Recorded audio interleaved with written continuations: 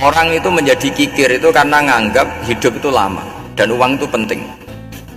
Kalau zaman Nabi itu sederhana kalau melihat hidup.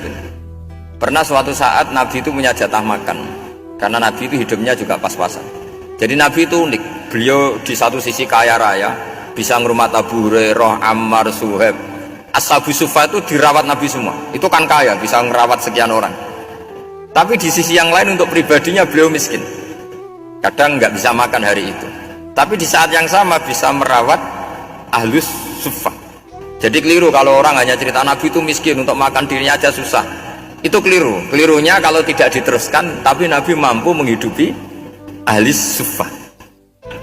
Singkat cerita, jatah makannya Nabi itu dikasihkan orang ketika Nabi tanya, ya Aisyah, makanan jatah saya di mana? Oh ya Rasulullah, tadi ada orang minta tak kasihkan, maka makanan itu habis. Apa kata Nabi? Kamu salah Aisyah. Yang kamu kasihkan itu justru yang masih. Ya, yang kamu kasihkan itu justru yang masih. Sehingga Nabi menganggap, makanya Nabi terus ngendikan. Ya kalau mukhatabnya lelaki ya kira-kira begini. Wahallaka min malika illa ma akalta fa'afnaita walabista fa'ablaita. Terus tanya wa tasaddaqta fa'abqaita, kata Nabi.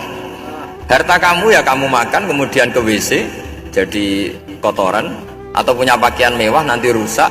Wa tasaddaqta fa'abqaita. Ada yang kamu sedekahkan yaitu yang abadi sampai akhir.